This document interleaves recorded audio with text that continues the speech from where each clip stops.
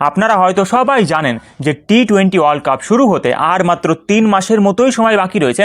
আর এই ওয়ার্ল্ড কাপটা কিন্তু ভারতেই খেলা হবে, অর্থাৎ ভারতের সামনে কিন্তু একটা বড়সড় সুযোগ রয়েছে পরপর দুবার টি-20 ওয়ার্ল্ড কাপ জেতার জন্য। আর এটা নিয়েই কিন্তু এবার গৌতম গম্ভীর বড়সড় আকারের একটা প্রস্তুতি শুরু করে দিয়েছেন।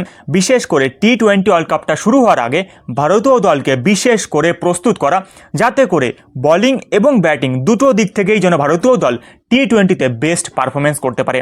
এখানে আমি বলে রাখি যে গৌতম গম্ভীর কিন্তু মোট মিলিয়ে 4টা রণনীতি তৈরি করেছেন এবং তার ভিত্তিতেই কিন্তু টিম ইন্ডিয়া প্রিপারেশন চালিয়ে যাচ্ছে।